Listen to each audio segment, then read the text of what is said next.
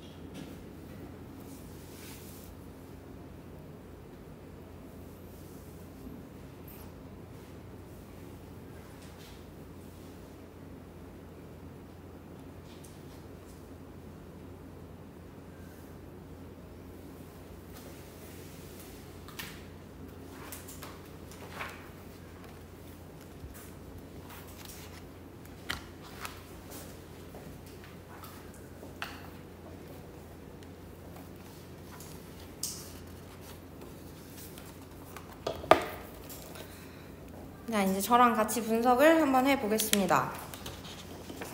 자, 제목이 국어거든요. 국어가 뭐야? 뭐야? 저 뭐야? 국어가 먹태야?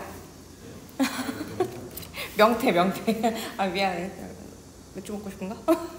먹태 말린 생선이거든요. 맛있어요. 나중에 한번 드셔보시고 드실 기회가 있으면. 자, 국어는요, 명태를 말린 거잖아요. 말린 생선이에요. 그럼 살아있어요? 죽었어요? 죽었어요. 그쵸? 죽은 생선입니다. 그러니까 이 국어라는 것은 생명력을 상실한 대상이야. 생명력을 상실한 대상. 우연히 화면 잘 보이니?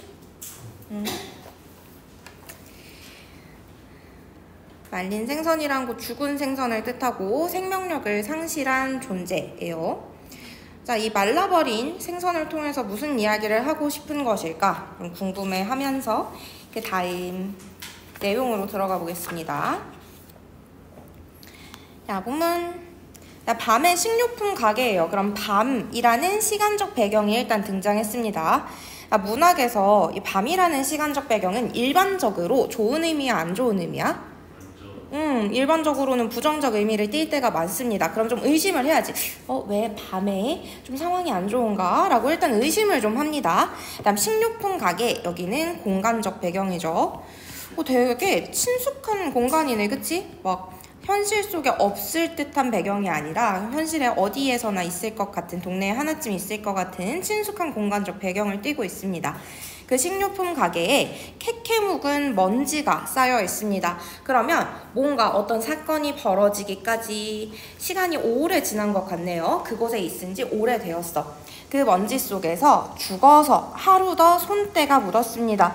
그럼 깨끗하지가 않고 뭔가 좀 오염된 상태네? 그래서 어떤 순수함을 잃어버린 건가? 약간 이런 느낌이 들어요. 자, 문학작품 읽을 때에는 여러분이 여기 나와 있는 단서들을 가지고 다음에 혹시 이런 내용인가? 이런 내용인가? 좀 추측하면서 읽어보시면 도움이 됩니다. 왜냐? 앞부분에서는 뭐 정확하게 알 수 있는 게 없으니까. 그냥 터무니없이 하루를 더 기다리는 북어들. 그러니까 무엇을 기다리는 건지 잘 모르겠어, 그치? 근데 터무니없다라는 표현을 보았을 때 뭔가 기다리고 있는 것이 내가 기다려서만은 이룰 수 없는 것 같아. 자, 그리고 또 얘를 기다리고 있잖아, 그치? 사실 기다린다고 해서 무언가가 나한테 잘 찾아와 주나요?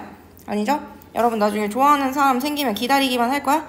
다가가야지, 그치? 다가가서 자꾸 찔러보고 오늘은 뭐해? 오늘 끝나고 나랑 스카 갈래? 이렇게 얘기하고 좀 꼬셔봐야죠. 자, 이런 다가가는 적극성이 이 북어들한테는 없습니다. 적극성 없고 소극적인 존재야. 자, 북어들의 근데 일개 분대가라는 표현을 쓰거든요. 이 분대는 군사용어잖아. 그래서 분대라는 표현을 쓰는 거 보니 약간 뭔가 군사정권 같은 억압적 시대를 암시하는 게 아닐까라는 의심이 듭니다. 왜냐면 그 시대 작품을 또 우리가 많이 감상하지 않습니까? 그래서 군사용어가 나오면 일단 약간 긴장이 돼. 혹시 그 시절 작품인가? 하고 일개 분대가 나란히 꼬챙이에 꿰어져 있었습니다. 자, 그것도 나란히 꿰어져 있는 것을 보니까 어떤 개성, 이 나의 마음대로 하는 것을 용납하지 않는 좀 억압적이고 몰개성한 상황을 보여주고 있는 것 같네요. 자, 그리고 스스로 이것들이 줄을 서 있는 게 아니라 꿰어져 있다고 하잖아. 그치? 이거 피동 표현이죠? 어디다? 오랜만에 보시죠. 야, 피동 표현이야. 이거 행위를 당한 거야. 스스로 줄 서 있는 게 아니라 뭔가 당하고 있고 나란히 꿰어져 있고 또 분대라고 하는 걸 보니 우리의 추측이 좀 맞는 것 같다라는 느낌이 들어요. 자, 다음 나는이라고 해서 화자가 등장합니다. 시적 화자가 죽음을 꿰뚫은 대가리를 말한 셈이다 라고 얘기하거든요. 그러면 이거 내가 죽었다는 뜻이 아니지, 위에 나타났던 그 북어들을 보면서 걔네가 꼬챙이에 꿰어져 있었다라고 하는데 그것을 뭐라고 표현한 거야? 죽음이 대가리를 꿰뚫었다라고 표현하는 거야. 자, 뭔가 꼬챙이가 머리에 꽂혀 있어? 그럼 당연히 이 존재는 죽은 거야, 그치? 근데 그걸 보면서 죽음이 머리를 꿰뚫었네 라고 생각하는 것은 이 사람이 북어를 보면서 쟤네가 생명성을 완전히 잃어버렸네 라고 생각하는 동시에 어떤 다른 대상을 떠올리고 있는 거 아닌가? 라는 의심을 줍니다. 자, 과연 그 뒤로 내려가 보니까요, 한 쾌의 혀가 자갈처럼 딱딱했다라고 이야기를 합니다. 자, 이때 혀는 북어의 혀겠지, 그치? 한 쾌의 혀라고 했으니까. 이때 쾌는 북어, 생선 같은 걸 세는 단위입니다. 한 쾌의 혀가 자갈처럼 직유법 사용하고 죄다 모두 딱딱했다라고 말해. 전부 다 굳어버렸대. 당연하지, 북어 바짝 말라버렸으니까. 혀가 굳으면 뭘 못해요? 말을 못해요, 그쵸? 말을 할 수가 없어요. 말을 할 수 없는 상태의 북어들을 보여줍니다. 그런데 그걸 보면서 뭐라고 얘기해? 나는 말의 변비증을 앓는 사람들과 무덤 속의 벙어리를 말한 셈이래. 어라? 앞에서는 분명히 뭐 얘기했어? 북어 얘기를 했어. 이 사람 어디에 있었죠? 밤에 식료품 가게에 있었습니다. 거기에 놓여있는 북어를 바라봤어요. 그래서 처음에는 분명히 그 북어가 꿰어져 있는 것을 보았는데 그걸 보면서 죽음이 대가리를 꿰뚫었군, 약간 의미심장한 말을 하더니 그 다음에는 북어에 혀가 굳어버렸다는 걸 얘기하고 그 다음에는 사람들이 말의 변비증을 앓는다, 벙어리들이 무덤 속에 있다라고 생각하고 있어. 즉, 이 부분을 통해서 알 수 있는 거, 화자가 북어를 통해서 결국 누구 얘기를 한다? 사람들의 이야기를 하고 있구나 라는 걸 알 수가 있습니다. 그럼 이 사람들이 지금 어떤 상태냐? 말의 변비증을 앓는다고 했지. 변비 뭔지 다 아시죠? 모르신다면 참 좋겠습니다만 다 뭔지는 알고 있지. 이 배출을 해야 하는데 배출을 못하고 있는 상태잖아요. 그럼 어떡해? 멀쩡하게 살 수 있어? 배가 엄청 아프대. 제대로 배설을 하지 못하면. 그걸 당연하지. 원래 먹은 대로 나가야 하는데 못 나가니까 뭔가 신체에 문제가 생길 겁니다. 이 말의 변비증을 앓는 사람들은 마땅히 해야 하는 말을 하지 못하는 상태다라고 우리가 이해할 수가 있습니다. 맞죠? 해야 하는데 못하고 있는 거야. 그리고 무덤 속의 벙어리, 말을 하지 못하는 상태를 벙어리라는 표현을 통해 보여주고, 근데 그 사람들이 심지어 어디에 있다? 무덤 속에 있다. 더더욱 이걸 말하지 못하도록 파묻어 버린 거야. 여러분, 그럼 이 사람들이요, 단지 그냥 비겁해서 말을 못하는 걸까? 어떤 것도 있어? 그 상황 자체가 억압적인 것도 있는 거야. 왜? 무덤 속에 있으니까.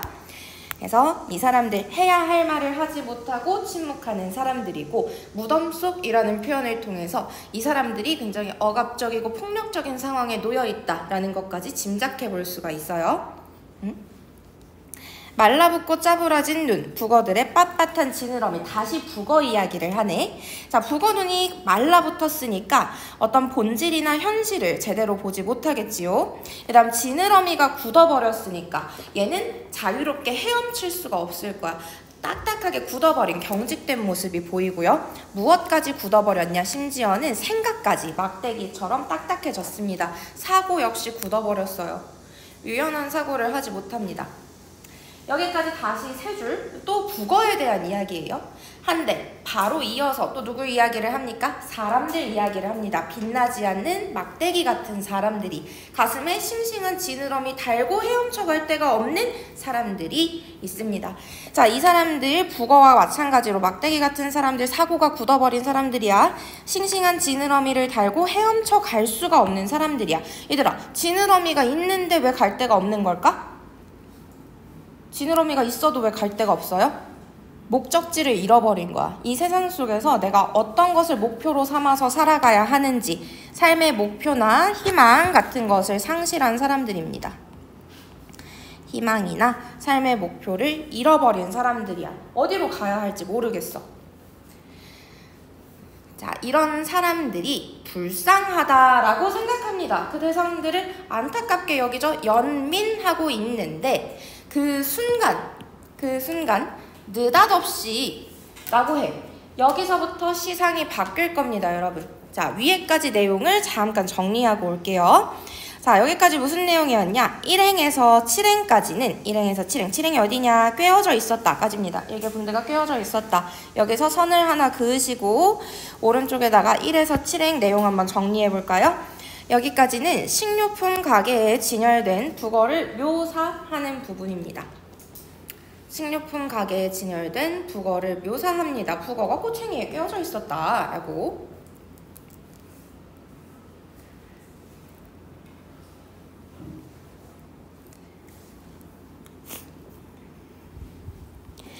그리고 이제 8행부터는 그 북어를 바라보면서 누구를 생각했지요? 사람들을 생각했지요. 8행에서 19행. 19행 어디까지냐면 우리 방금 봤던 데까지. 어디냐? 여기 순간까지, 생각하는 순간까지.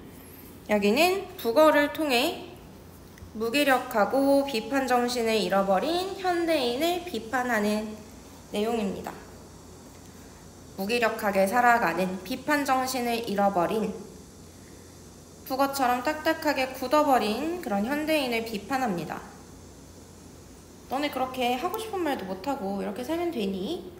비판하고 또 연민도 하죠. 아휴, 안타깝다. 할 말도 못하고. 이렇게 생각하는데 그때 넘어갈까? 느닷없이 북어가 입을 크게 벌리고 뭐라고 해? 거봐, 너도 북어지? 근데 이 말을 3번이나 해도 좀 무섭지 않냐? 너도 북어지, 너도 북어지, 너도 북어지 이렇게 얘기를 한대. 얘들아, 근데 이거 정말 북어가 이렇게 얘기를 했을까요? 진짜? 굳어있는 북어가? 걔 말 못하지, 그치? 그러면 이 말은 사실은 누가 한 말이에요? 그렇지, 화자가 스스로에게 하는 말이야. 스스로 생각하는 겁니다. 자, 일단 표현상의 특징부터 쓸게요. 동일한 식구를 3번이나 반복하여서 너도 북어다, 나도 북어와 같다라는 비판의식을 강화하는데 이 비판의 대상이 누구입니까? 화자죠. 그리고 화자를 누가 비판합니까? 스스로 비판합니다. 그래서 화자의 자기 반성이 나타나고요. 스스로 부족한 모습을 솔직하게 이야기하는 자기 폭로가 나타납니다. 자, 이렇게 앞부분에서 비판의 대상이 되었던 북어가 후반부에는 비판의 주체로 나타나고요. 반대로 앞에서는 비판의 주체였던 화자가 후반부에서는 비판의 대상으로 바뀌게 됩니다. 이렇게 비판의 주체와 대상을 바꾸면 어떤 효과가 있을까요? 어떤 효과가 있을까? 갑자기 긴장이 돼요. 시적 긴장감을 높입니다. 얘는 이 뒤에도 한번 표현이 나올 거야. 시적 긴장감이 높아집니다. 이 긴장감이라는 거 그냥 단순히 쫄았어 막 이런 의미가 아니고 이게 어떻게 된 일이지? 이거 무슨 소리지 이게? 얘 왜 이러는 거야? 하고 우리가 신경을 쓰는 모든 것, 그걸 긴장감이라고 표현합니다. 갑자기 느닷없이 북어가 얘기한다고 북어가 얘기를 왜 해? 어리둥절 한 것도 다 긴장감이야. 그래서 마지막에서 왜 화자가 너도 국어지? 라고 했을까? 라고 독자들이 궁금해합니다. 긴장감을 높이고요. 그 다음 어떤 효과가 나오느냐? 앞에서는 비판의 주체였던 화자가 대상이 되는 모습을 보여줌으로써 이 작품을 감상하고 있는 우리들 있지, 독자들도 너네는 안 그런 것 같아? 혹시 너네도 좀 생각을 해봐야 되지 않을까? 라고 하면서 독자들에게도 성찰을 유도합니다. 그런 효과가 생겨요. 이건 뒤에서 한 번 더 정리해 줄게요. 그렇게 귀가 먹먹하도록 부르짖고 있었다. 여기까지. 20에서 23행은 화자 스스로에 대한 반성과 비판입니다. 화자 스스로에 대한 반성과 비판.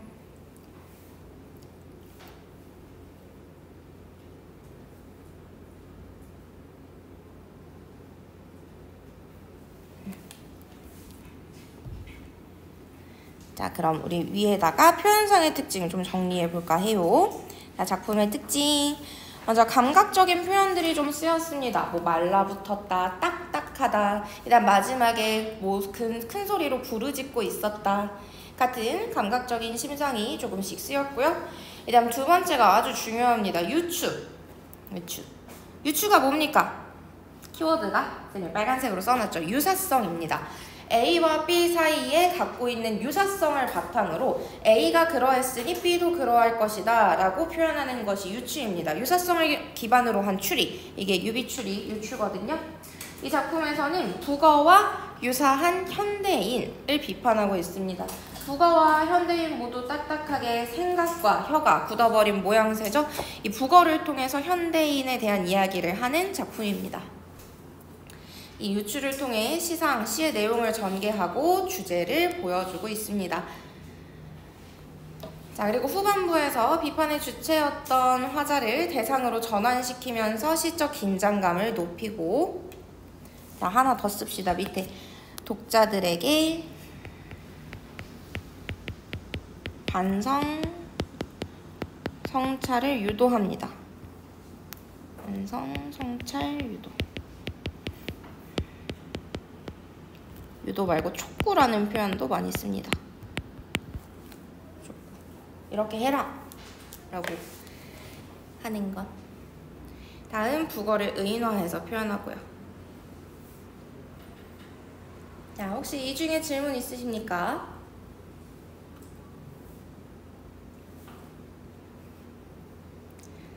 없으면 자, 정리해놓고 한번 눈으로 쭉 훑어보고요.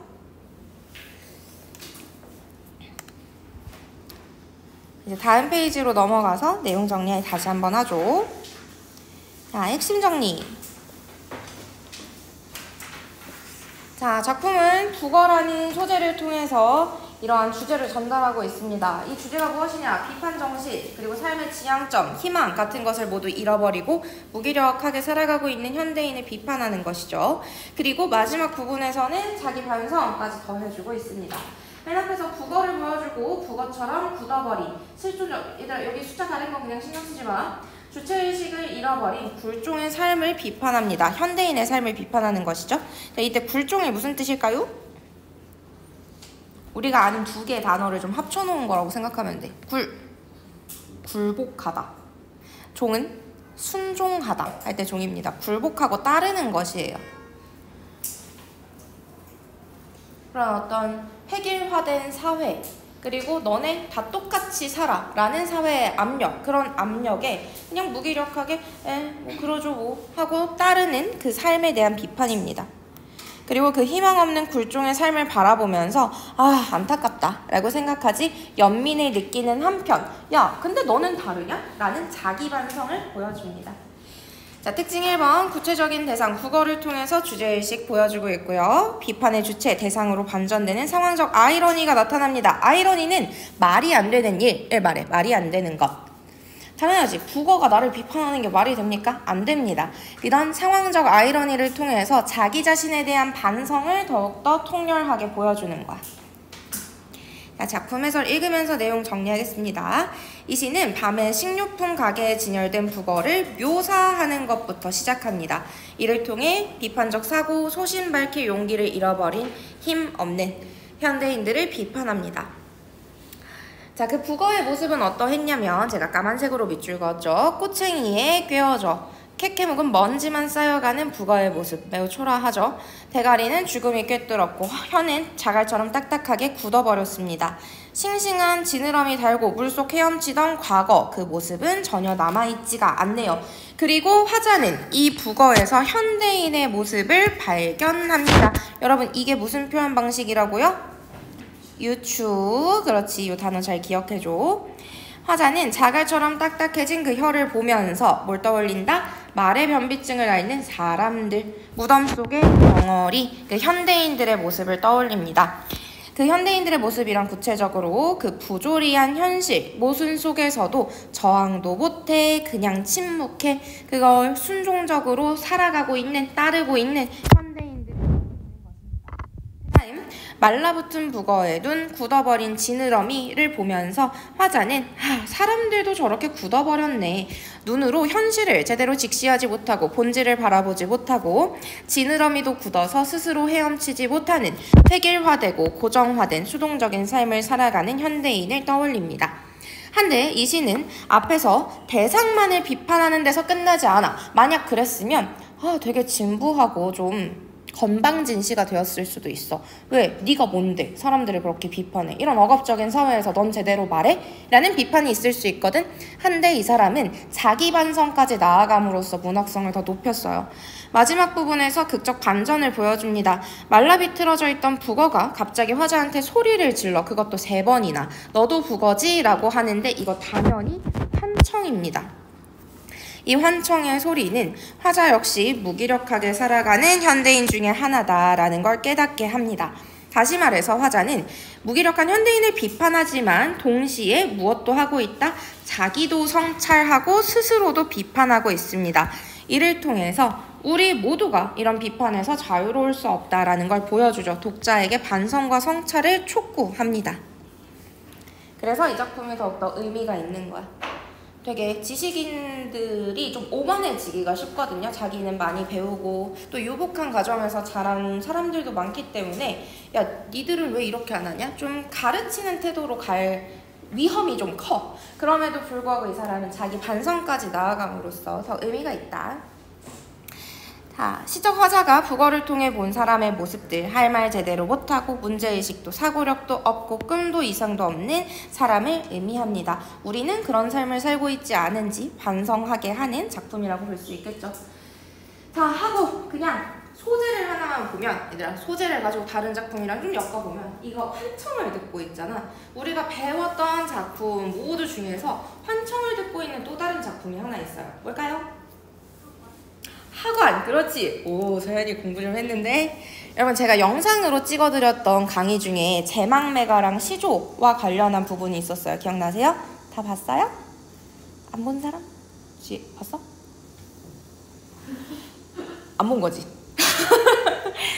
나 확인할 거야 유튜브. 봤어요? 우연히 봤어? 그래 빨리 봐야겠는데. 다음 주에 보자. 시우 봤어? 지영? 너 이따 나 말아. 동현이 봤어? 잘했어요. 자, 그 영상을 보면 거기 나옵니다. 학원이라는 작품이. 자, 학원은 어떤 상황이었지? 시적 상황이 뭐였지?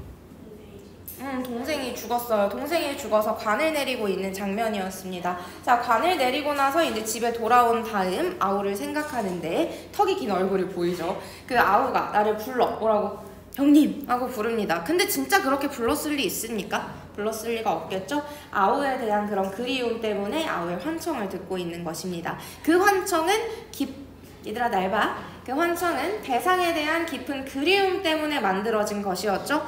북어에서 나타나는 환청은 무엇 때문입니까? 어떤 의식 때문이에요? 자기 반성하는 의식, 자기 반성의식 그리고 자기 비판의식 때문에 발생한 환청입니다. 똑같이 환청이지만 그 근간에 깔려있는 태도와 정서가 다르다는 거 구분해서 기억해 주십시오.